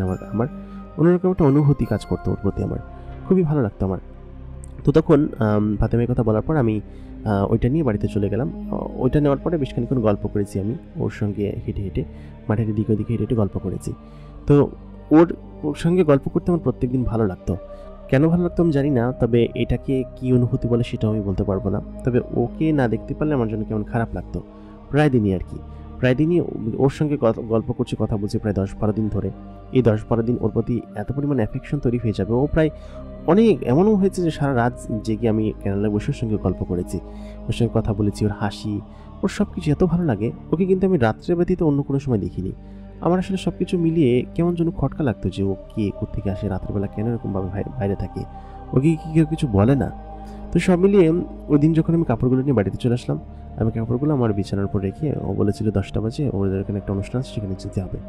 তো আমি ওই গোসল টোসল করে এসে ওই সুন্দর যে জামাটা ছিল সেটা পরবো। তো আমি দেখলাম জামার উপর যে পারফিউমটা ছিল সেটা এখানে নেই। তো নেই, আমি জামাগুলো পরে আশেপাশে খুঁজতে লাগলাম, কোথাও নেই। তো তখন ঘরের ভিতর থেকে ঘ্রাণটা আসতেছিল আমার বোনের রুম থেকে। তো আমি সেখানে গেলাম, দিয়ে দেখলাম কি যে মিলি এখানে দাঁড়ায় আছে আয়নার সামনে এবং দাঁড়ায় এসে ওইটা মারতেছে তার গায়ে। তো আমি তখন বললাম, মিলি এটা তোর কাছে কেন? তো তখন বললো কি যে এটা তুমি নিয়ে আসছো, আর এত দামি কাপড় কোথা থেকে কিনছো, এরকম দামি পারফিউম, খুব ভালো বাসনা দিচ্ছে দেখো। তো আমি তখন ওকে ঝাড়ি দিলাম, বললাম কি যে তোর কি একেবারে দেখ কোনো কাজ নেই, সারাদিন এখানে থাকিস আর আমার জিনিস ধরছিস, হাত দিছিস কিসের জন্য? তুই হাত দিতে বলছি আমি? তো এই কথা শুনে ও আসলে হাসি হাসি মুখ ছিল, তখন একটা বেজার মুখ হয়ে গেল। তো তখন মন খারাপ করলো, বললো কি যে আমি আর তোমার জিনিস ধরবো না। তাই বলে সে আমার হাতে ওইটা দিয়ে এখান থেকে কান্না করতে করতে বেরিয়ে গেল। আসলে মিলি যে আমাকে কতখানি পছন্দ করে সেটা ওর অ্যাপ্রোচ না দেখলে বোঝা সম্ভব না। তো ওকে এরকমভাবে বলা উচিত হয়নি। তো আমি সেই জিনিসটা গায়ে মাখলাম, খুব সুন্দর ঘ্রাণ ছিল। এবং জামাটা পরে যখন আমি সেই আয়নার সামনে দাঁড়ালাম, আমাকে দেখতে একদম রাজপুত্রের মতো লাগছিল। মানে এত চমৎকার লাগছিল যে বলে বোঝানো সম্ভব না, অত্যাধিক সুন্দর লাগছিল আমাকে। তো সব মিলিয়ে আমি হচ্ছে কি তখন বাইরে বেরিয়ে আসলাম। আমি যে এত সুন্দর আগে আমি জানতাম না। বাইরে বেরিয়ে এসে কেনার রাস্তা ধরে আমি যেতে শুরু করলাম। আমি সেই ব্রিজের উপর দাঁড়িয়ে আছি। তো আচমকা ফাতেমা কোত্থেকে উদয় হলো আমি জানি না, আচমকা হঠাৎ করে সে আমাকে বলল, ভাও। আমি দেখি এখানে একটা ভয় পেয়ে বুকে থুতু দিলাম। বললাম কি যে ফাতেমা তুমি এরকমভাবে ভয় দেখালে কিসের জন্য? আমি ভয় পেয়ে গেছি। তখন ও আমার হাত ধরলো, মানে ওরা আমার যে হাত ধরে না এমন না, আমার এই যে এই কেনু আর কি যেরকমভাবে ধরে উনি আমার হাত এবং কেনু এরকমভাবে ধরলো। ধরে বললো কি যে মাশাআল্লাহ, তোমাকে খুব সুন্দর লাগছে, তুমি জানো তুমি আসলে খুব সুন্দর এবং তোমাকে আমার খুব ভালো লাগে। এটা বলার পর আমি বললাম, সত্যিই খুব ভালো লাগে? ফাতেমা তখন বললো, হ্যাঁ, ভালো না লাগার কি আছে? তখন ও লজ্জা আমার হাতটা ছেড়ে দিল। আমি বুঝতে পারলাম যে ও লজ্জা পেয়েছে। তবে ফাতেমার পরিচয় আমি জানি না। আমি ওকে জিজ্ঞেস করলাম, ফাতেমা আসলে আমি তোমার পরিচয়টা জানতে চাই, তুমি কে বলো তো, এবং কেন তুমি আমার সঙ্গে মেশো? আমার তো এরকম একটা গরিব ছেলের সঙ্গে, চালচুলোহীন এরকম একটা ছেলের সঙ্গে তোমার বন্ধুত্ব করা কি ঠিক হয়েছে? ফাতেমা তখন বলল, তুমি আজকে আমার সঙ্গে চলো, তোমাকে সমস্ত ঘটনা বলবো। তারপর ক্যানালের রাস্তা ধরে সামনে একটা বিরাট জঙ্গল আছে, সেই জঙ্গলের ভেতর দিয়ে গাছ আছে আর কি, বিশাল মান্দার গাছ আছে এবং সেই সাথে মেহগনি গাছ আছে। সেই গাছের ভেতর দিয়ে আমাকে নিয়ে যেতে লাগলো। আমি বললাম, এদিকে কোথায় যাচ্ছ? ফাতেমা তখন বললো, হ্যাঁ চলোই না, আমি তো এদিকেই থাকি, আর তুমি দেখতে পাবে যে আমরা কোথায় থাকি। তো তারপর ও আমাকে একটু একটু করে সামনের দিকে এগিয়ে নিয়ে গেল। বেশ খানিকটা জঙ্গল পেরিয়ে হঠাৎ করে দেখলাম বিশাল এক আলিশান বাড়ির মতো বাড়ি। মানে এরকম জঙ্গলের ভিতরে এরকম একটা বাড়ি কোত্থেকে আসলো সেটা আমি বুঝতে পারছি না। আমি বাড়ির সামনে গিয়ে দেখলাম বাড়িটা বেশ সুন্দর এবং বেশ কারুকার্য দিয়ে তৈরি করা। দেখে মনে হচ্ছে বেশ পুরাতন বাড়ি এবং বাড়িটার বয়স আছে অনেক। বাড়ির সামনে দুজন লোক আমার দিকে এমনভাবে তাকাচ্ছে যেন আমাকে দেখে তারা খুবই অবাক হচ্ছে এবং আমাকে দেখে আসলে বুঝতে পারছে না যে আমি কে। তো সব মিলিয়ে ও যখন হাত দিয়ে ইশারা দিল তখন চুপ হয়ে গেল। তো বাড়ির ভেতরে যখন গেলাম দেখলাম কি যে সেখানে বেশ কিছু মানুষ আছে এবং তারা বিক্ষিপ্তভাবে বসে আছে, কেউ এখানে কেউ ওখানে, এবং সকলে হচ্ছে কি আমার দিকে অদ্ভুতভাবে তাকাচ্ছে। তো ফাতেমা আমাকে ভেতরে নিয়ে গেল। ভেতরে নিয়ে যাওয়ার পরে আমি হচ্ছে কি ওইখানে বসলাম, একটা জায়গায় আমাকে বসতে বললো কি যে তুমি এখানে বসো, আমি আসছি। হ্যাঁ, তো সবাই আমার দিকে অদ্ভুতভাবে তাকাচ্ছিল। এখানে এরকম সবাই অদ্ভুতভাবে তাকাচ্ছে কিছুর জন্য বুঝতে পারছি না। তো ফাতেমা কিছুক্ষণ বাদে আসলো তার রুম থেকে, এসে আমাকে বললো কি যে আসো। তো ফাতেমা খুব সুন্দর একটা ড্রেস পরে আসলো। ড্রেস পরে এসে ও আমার সঙ্গে হাঁটতে লাগলো এবং বেশ খানিকক্ষণ পরে ওইখানে হাঁটাহাঁটি করার পরে একটা বাগান ছিল, সেই বাগানের ভিতরে সে আমাকে আসলে বলল যে মাজিদ, আমি তোমাকে একটা কথা বলতে চাই। আমি জানি না তুমি বিষয়টা কেমনভাবে নেবে, তবে এটা আমার তোমাকে বলা উচিত এবং আমি সত্যি আজকে সমস্ত সত্যিটা তোমার সাথে এবং সকলের সাথে বলতে চাই। তো সেই বাগানের আশেপাশেও অনেক মানুষজন ছিল, তারাও গল্প করছিল একে অন্যের সঙ্গে। তো তখন ও আমাকে বলল যে মাজিদ, আসলে আমি তোমাকে পছন্দ করি, সত্যি কথা বলতে আমি তোমাকে ভালোবাসি, আর আমার আসল পরিচয় তুমি জানতে চেয়েছিলে না? এই কথা বলার আগেই আমি বললাম, সত্যি এটা কি সত্যি? আমার আসলে বিশ্বাস হচ্ছে না। আমি জানি যে আমি একটা গরিব ঘরের ছেলে, আমার প্রেমে পড়ার মতো তেমন হয়তো গুণ নেই, আমি একজন রিক্সা চালক, সামান্য একজন রিক্সা চালক। এই কথা বলার পরও আমার মুখে হাত দিল। ওর হাতটা আসলে খুব নরম এবং হাতেও খুব সুন্দর ঘ্রাণ। তো মুখে নাকি যখন হাত দিল তখন আসলে আমি পাগল হয়ে যাচ্ছিলাম ওর যে অ্যাপ্রোচ, এই সমস্ত কিছু দেখে। তো ও তখন আমাকে বলল যে তুমি এসব বিষয় নিয়ে একদমই ভেবো না, তো তুমি এত চিন্তা করো কিসের জন্য? তো আমি তোমাকে বলেছি না যে তুমি গরিব, এই কথা আমাকে কখনো বলবে না। আমার কাছে ধনী গরিব আসল বিষয় না, মানুষটা কেমন সেটা হচ্ছে আসল বিষয়। আমি এর আগে কখনো মানুষের সঙ্গে মিশিনি, তবে তোমার সঙ্গে মিশে আমার মানুষের প্রতি ধারণা পরিবর্তন হয়ে গিয়েছে। আমি মানুষের দুনিয়া অনেকবার গিয়েছি, মানুষের সঙ্গে দেখেছি মানুষজন আসলে খারাপ হয়, কিন্তু তুমি একজন খাঁটি মনের মানুষ এবং একজন খাঁটি মাটির মানুষ, সেটা আমি বুঝতে পেরেছি। আসলে মাজিদ, আমি তোকে সত্য কথাটাই বলতে চাই, আমি আসলে কোনো মানুষ না, আমি হচ্ছে একটা জিন্নাত। এ কথা বলার পর আমি বললাম কি যে আমার আগে থেকেই সন্দেহ হয়েছিল, কারণ হচ্ছে তোমার কর্মকাণ্ড সব কিছু আমার কাছে কেমন যেন লাগতো। কিন্তু ফাতেমা, তুমি যে আমাকে বললে তুমি আমাকে পছন্দ করো, একজন মানুষ হিসেবে নয়, ভালো মানুষ হিসেবে, আমিও তোমাকে ঠিক একজন ভালো মানুষ হিসেবে পছন্দ করি। যদি তুমি একজন মানুষ না, আমি আগে থেকে আজ করতে পেরেছিলাম, কারণ তুমি যেরকমভাবে চলাফেরা করো রাত্রেবেলা, তুমি আমাকে রাত্রে ছাড়া কখনো দেখা দাওনি, আমি বুঝতে পেরেছিলাম। তারপর যখন দেখলাম যে তুমি সেই চেয়ারম্যানের বাড়ি থেকে এই জিনিসগুলো নিয়ে আসলে, টাকা নিয়ে আসলে, চেয়ারম্যানের প্রতি আমার কোনো ক্ষোভ হয়নি, বা তোমার প্রতি আমার হয়নি যে তুমি কেন নিয়ে আসলে, কারণ এই টাকাগুলো তো আমারই, চেয়ারম্যান বাজেয়াপ্ত করে নিয়েছিল, সে সাথে দলিল, তুমি আমাকে সেগুলো ফিরিয়ে দিয়েছ। যে আমার জীবনে এত বড় একটা ভূমিকা রাখলো মাত্র 10-15 দিনের পরিচয়, তার সঙ্গে আমি কিভাবে না থাকতে চাইবো বলো? আমিও তোমাকে খুব পছন্দ করি। আমি খুব গুছিয়ে কথাগুলো তাকে বললাম, কিভাবে বলতে পারলাম আমি জানি না, তবে ওর প্রতি এরকম একটা অ্যাফেকশন আমার কিভাবে আসলো, কাজ করলো আমি জানি না। তখন ও আমাকে সাথে সাথে জড়িয়ে ধরলো, বললো কি যে মাজিদ, আমি তোমার কাছ থেকে এরকম কোনো প্রশ্নের উত্তর আশা করেছিলাম এবং তুমি আমার মন জয় করে নিয়েছো। আমি সত্যি তোমাকে খুব ভালোবাসি মাজিদ, তুমি আমাকে কখনো ছেড়ে যেও না এবং আমি সারা জীবন তোমার সঙ্গে এরকম থাকবো। আর এক পরি যদি কাউকে ভালোবাসে তাহলে তাকে নিয়ে সারা জীবন থাকে, আমি তোমাকে নিয়ে সারা জীবন থাকবো, তুমি থাকবে তো? আমি বললাম কি যে ইনশাল্লাহ, আমি তোমার ফাতিমা আজকে থেকে, এবং তুমি আমাকে কখনো ছেড়ে যেও না। ফাতিমা তখন সকলের সামনে বলল যে আমার জিন ভাইরা, আমি ওকে পছন্দ করি, আপনারা ওকে এখানে আনার জন্য বেশ খানিকটা বিরক্ত হচ্ছিলেন না? ওকে আমি আসলে পছন্দ করি এবং ওকে আমি বিয়ে করতে চাই। আমার বাবা বিষয়টা জানেন এবং আমার বাবার সম্মতিতেই আমি সমস্ত কিছু করব। তো সকলে আমাকে অভিনন্দন জানাতে লাগলেন এবং হাত মেলাতে লাগলেন, যদিও তাদের ভাষা আমি বুঝতে পারছিলাম না। আমার কাছে এসে হাত মেলাতে লাগলেন, বেশ বড় বড় এবং দানব দানব জিন তারা, এবং তারা মানুষের বেশি আমার সামনে এসেছিল। তো সব মিলিয়ে আমার আসলে তেমন ভয় লাগছিল না। তো আমি আসলে কান্না করে দিয়েছিলাম তখন যে আমি একজন সাধারণ মানুষ, রিক্সা চালক, আমি দেখতে অতটা ফর্সা নই, কালো, অতটা হ্যান্ডসামও নই, কিন্তু শুধুমাত্র ফাতেমা আমার গুণ দেখে আমাকে ভালোবেসেছে। তো আমি তখন ফাতেমাকে বললাম যে আসলে ফাতেমা, তোমার মতো মেয়ে হয় না, তুমি আমাকে যেরকমভাবে সাহায্য করলে এরকমটা কেউ কোনোদিন আমাকে করবে না, আমি কাঁদো কাঁদো কণ্ঠে বললাম। তো তখন ফাতেমা বলল যে আমি তোমাকে সর্বোচ্চ দিক দিয়ে সমৃদ্ধ করব, তোমার আসলে কোনো কিছু করা লাগবে না। তো আমি ওই দিনকে ওর সঙ্গে বেশ খানিক্ষণ গল্প টল্প করলাম, তারপর খাওয়া দাওয়া করলাম। খাওয়া দাওয়া করার শেষে একদম মধ্যরাতে ও আমাকে বললো চলো তোমাকে দিয়ে আসি। তো ও আমাকে বাড়ি পর্যন্ত এসে দিয়ে গেল এবং আমি তখন বললাম যে ফাতেমা, আমার খুব ভয় লাগছে। ও তখন বললো কেন, ভয় লাগছে কিসের জন্য? আমি বললাম ভয় লাগছে না, আমি চেয়ারম্যানকে হুমকি দামকি দিয়েছি যদি ওনারা কোনো ক্ষতি করে আমার। তো ফাতেমা তখন বললো আমার থাকতে তোমার ক্ষতি কী, তোমার কোনো কিছু করতে পারবে না ওরা। তাই বলে ও আমাকে জড়িয়ে ধরলো। আমার এত পরিমাণ ভালো লাগছিল, জড়িয়ে ধরে আমার কপালে একটা চুমু খেলো, বললো কি যে তুমি যাও এখন, হ্যাঁ আমি তোমাকে খুব ভালোবাসি। তাই বলে সে বললো কি যে আচ্ছা ঠিক আছে, এবং এখান থেকে চলে গেল। মানে আমার চোখের পলক অদৃশ্য হয়ে গেল। এখন তো অদৃশ্য হতে সমস্যা নেই, কারণ আমি জানি সমস্তটা। তারপর আমি বাড়িতে চলে আসলাম। বাড়িতে এসে পরের দিন সকালবেলা যখন আমার ঘুম ভাঙলো, বাড়িতে দেখলাম চেয়ারম্যানের লোকজন এবং তার লেঠাল বাহিনী এসে দাঁড়ায় আছে। বললো কি যে তুই বাড়ি থেকে এখনই বাইরে, নাহলে কিন্তু তোকে মাইরা বের করে দিব। তো আমি তখন বললাম যে চেয়ারম্যান সাহেব, আমি আসলে কি বলবো, আমি আপনার দলিল না দিলে আমি টাকা দিব কিভাবে? তো তিনি তখন বললেন আমার উপর বিশ্বাস হয় না, তোমার টাকা দে, আর নাহলে বাড়ি থেকে বের হয়ে যা। আমি বললাম কি যে আমি আপনার টাকা দিব না, আপনি যা ইচ্ছা তাই করেন। তো তারা আমার কি বাড়ি ঘর দর ভাঙতে লাগলো এবং সকাল তখন 8টা-9টা বাজে, আমার বাড়ির যে বেড়াটেরা ছিল এগুলো ভাঙতে লাগলো এবং ভেঙে ফেললো প্রায়। মানে বাড়ির চারপাশে যত বেড়াটেরা ছিল, খুঁটিমুটি ছিল, সব কোবায় টোবা একদম ভেঙে ফেললো। বাঁশগুলো একদম রামদা দিয়ে কুপিয়ে একদম বারান্দা প্রায় নামায় দিল আর কি। তো সব মিলে আমি কি করব কিছুই বুঝতে পারছিলাম না, যে ঘরটা ভেঙে দিল আমার এরকম করে।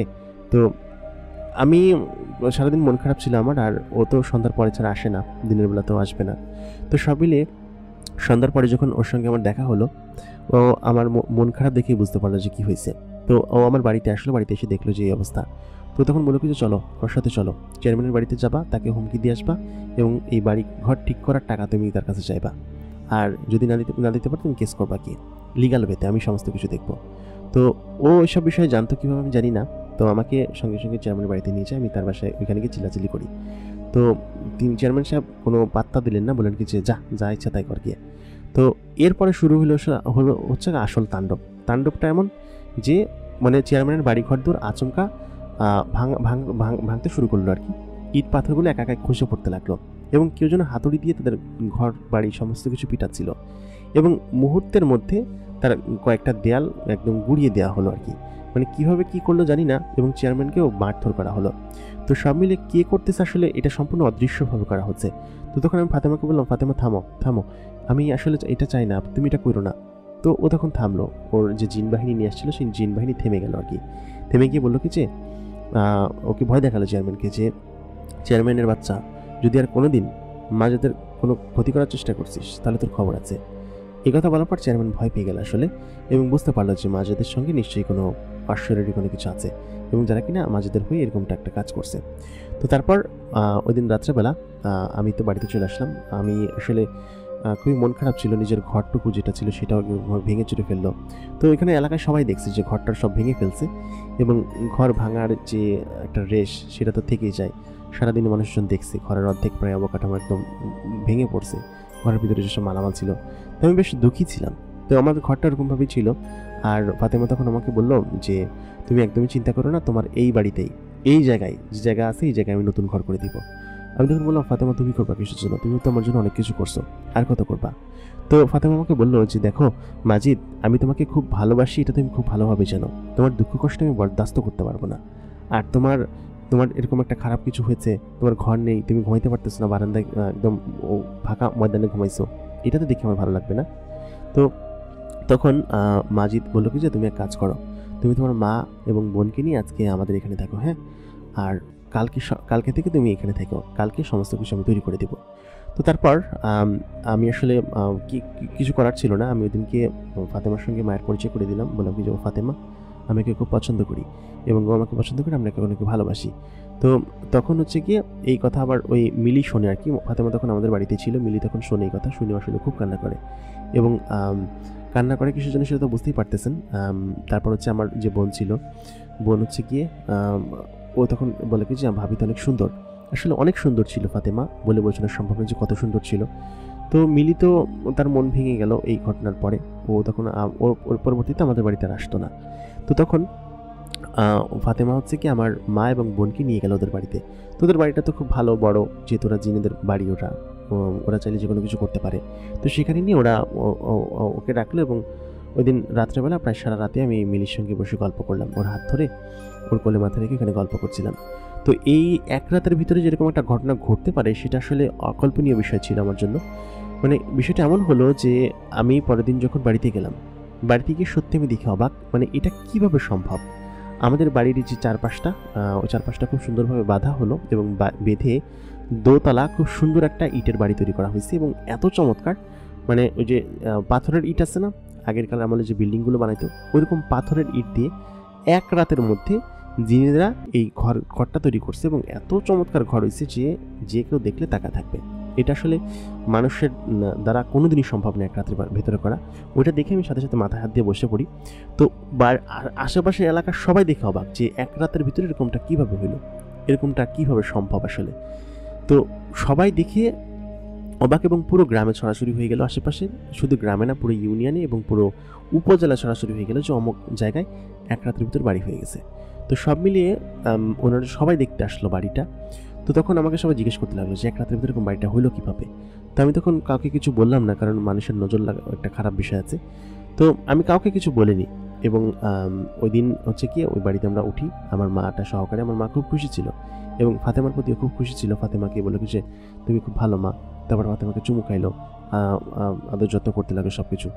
তো ওই দিন রাত্রেবেলা ওই বাসারই ছাদে, মানে এক রাত্রের ভিতরে যেখানে ছাদ উঠে যাবে, ছাদওয়ালা বাড়ি উঠে যাবে, সেটা আসলে কী কল্পনা করছিল, কী ভাবছিল। তো সব মিলিয়ে সকলে হচ্ছে গিয়ে ভাবতে লাগলো এবং ওই রাত্রেবেলা আমি ফাতেমার সঙ্গে ছাদে ছিলাম এবং ফাতেমার সঙ্গে ফাতেমা হচ্ছে গিয়ে আমাকে জড়িয়ে ধরে বললো কি যে আমাদের বিয়ে খুব শীঘ্রই হবে, আমার আব্বার সঙ্গে কথা বলেছি, দু একদিনের মধ্যে আমাদের বিয়ে দিয়ে দিবে। তো আমি তখন তোমার সঙ্গে থাকতে পারবো রাত্রে এসে। তো আমি তখন বললাম আমি সেই দিনের অপেক্ষা করছি। তো ফাতেমার সঙ্গে আমার সঙ্গে ইন্টিমেট হওয়ার চেষ্টা করেছে, আমি বলেছি যে বিয়ের আগে না। তো তারপর হচ্ছে কি ওই দিনকে আমাকে অনেক জোর জবরদস্তি করে আমি ওকে চুমু খাই আর কি, ও আমাকে চুমু খায়। চুমু খেতে তো কোনো নিষেধ নেই, তবে ইন্টিমেট সম্পর্ক করাটা একটু সমস্যা আছে। তো ওর দুদিন পরে আমাদের এই বাড়িতে রাত্রেবেলা সমস্ত জিনারা উপস্থিত হলো এবং উপস্থিত হয়ে আমাদের দুজনের বিয়ে দিল। এবং ওই বাড়িতেই আমার যে রুমটা ছিল, ফাতেমা নিজের হাতে রুমটা ডিজাইন করেছিল। তো ওই রুমটা হচ্ছে কি ওর সঙ্গে আমার বাসর হলো ওই রাতে। এবং আমি আসলে বলে বোঝাতে পারবো না যে আমার পরিবেশটা কীরকম ছিল সেরকম সেই সময়টাতে, মানে কী পরিমাণ একটা অন্যরকম অনুভূতির মধ্যে দিয়ে আমি যাচ্ছিলাম সেই সময়টাতে। এটা আসলে অসম্ভব কল্পনীয় ব্যাপার। তো এরপরে হচ্ছে কি বেশ কয়েকদিন সময় কাটলো, আমার তো ঢাকা যাওয়ার কোনো ইচ্ছা ছিল না, কারণ আমি ঢাকায় গিয়ে কী করবো, আমার তো সব কিছু এখন এখানেই। তো চেয়ারম্যান আসলে ভয় পেত আমার, ওনারা শুধু চেয়ারম্যান না পুরো গ্রামের মানুষ আমাকে ভয় পেতে লাগলো এবং বলতে লাগলো যে আমার সঙ্গে অশরীরী কোনো কিছু আছে, কোনো জিন টিন আছে, এইসব বিষয়ে তারা বলতো। জিন তো অবশ্যই আছে, তবে তারা চেয়ারম্যান নিজে আমাকে দেখে ভয় পেত। তো এর পরবর্তীতে আমি অনেক জমি জমা করেছি, আমি ব্যবসা প্রতিষ্ঠান দিয়েছি। ওই যে ও আমাকে যে টাকাগুলো এনে দিয়েছিল চেয়ারম্যানের কাছ থেকে, সেই টাকা দিয়ে আমি ব্যবসা শুরু করেছিলাম এবং সেই ব্যবসা দিয়ে আজকে আমি প্রায় বেশ সফল একজন ব্যক্তি বলতে পারেন। এবং একজন রিক্সা চালক থেকে কিভাবে একজন ভালো এবং নেকার পরীর মাধ্যমে আমি আমার অবস্থানটা পরিবর্তন করেছি। আসলে ফাতেমার প্রতি আমি কৃতজ্ঞ। ফাতেমা রোজ রাতে আমার কাছে আসে, তো দিনের বেলা আসে না, দিনের বেলা ও সাধারণত চলাচল করে না, তো মানুষজন থাকে সেহেতু ও রাত্রেবেলা আমার কাছে আসে এবং আমাদের বাড়িটা প্রাচীর দিয়ে ঘেরা এবং এই বাড়ির ভিতরে কেউ প্রবেশ করতে পারে না। আমি তো জানতাম যে ও আসলে এখানে যখন আসে তখন হয়তো অনেক খারাপ মানুষের নজর থাকবে, এখানে অনেক খারাপ জিন তান্ত্রিক আছে যারা কিনা জিনদেরকে বশ করার জন্য। আসলে সকলেই জানতো যে আমাদের এলাকায় আমার বাড়িতে জিন আছে এবং আমি জিনের সঙ্গে থাকি। তো জিনের সঙ্গে না থাকলে তো এক রাত্রেবেলা এরকম বিল্ডিং তৈরি করা সম্ভব না। তো সব মিলিয়ে মানুষের আমাকে ভয় পেত, পরবর্তীতে টাকা পয়সার জন্য আমাকে সম্মানও করতো এবং ফাতেমার জন্য কোনো ক্ষতি না হয় সেই বিষয়ে আমি সম্পূর্ণরূপে সবসময় তৎপর থাকতাম। তো ফাতেমার সঙ্গে এখন আমি আছি আমার সঙ্গে এবং এখানেই থাকি এবং আমরা এরকমভাবেই আমার জীবনযাপন কাটছে। তো একমাত্র ফাতেমার জন্য আমার জীবনটা পরিবর্তন হয়েছে, যে কিনা আমার জীবনটা একজন রিক্সাওয়ালা, একজন কষ্টকর, একজন গরিব মানুষ থেকে এই পর্যায়ে নিয়ে এসেছে। সবাই আমাদের জন্য দোয়া করবেন যেন আমাদের এরকমভাবেই আমরা চলে ফিরে থাকতে পারি এবং সমাজে সম্মান নিয়ে বাঁচতে পারি এবং ফাতেমার মতো আল্লাহর সৃষ্টিটা যেন সবসময় ভালো থাকে সবাই আমাদের জন্য দোয়া করবেন। প্রিয় দর্শক, আমাদের আজকের ঘটনাটি আপনাদের কাছে কেমন লাগলো কমেন্ট করে জানাতে ভুলবেন না। আমাদের আজকের ঘটনাটি পাঠিয়েছেন যে সে তার নাম পরিচয় গোপন করে পাঠিয়েছেন, এবং আসলে ঘটনাটা কতটুকু সত্য আমি নিজেও বুঝতে পারছি না। তবে এরকম জিনেদের অনেক ঘটনা আছে, গল্প আছে, অনেক কাহিনী আছে যেটা কিনা ঘটেছে, বিশেষ করে পাকিস্তানে, তারপর ইন্ডিয়াতে, এরকম অনেক কাহিনী আমি শুনেছি। তো এরকম একটা কাহিনী যে বাংলাদেশেও আছে সেটা আমি আজকে জানতে পারলাম এই ভাইয়ের মাধ্যমে। সবাই তার জন্য দোয়া করবেন এবং তারা যেন সুখে থাকে। যদি ঘটনাটা সত্যি হয়ে থাকে তাহলে তারা যেন ভালো থাকে এবং সুখে থাকে, তার প্রতি যেন কারো বদ নজর না লাগে। তো আশা করি ঘটনাটা আপনার কাছে ভালো লেগেছে। ভালো লাগলে অবশ্যই লাইক করবেন, কমেন্ট করবেন, শেয়ার করবেন এবং আমাদের চ্যানেলটাকে সাবস্ক্রাইব করবেন। অবশ্যই সাবস্ক্রাইব করতে ভুলবেন না। এতক্ষণ কণ্ঠে আমি আরজি ইমরান আপনাদের সঙ্গে ছিলাম এবং আপনারা দেখছেন ভূত বাক্স বাই আরজি ইমরান।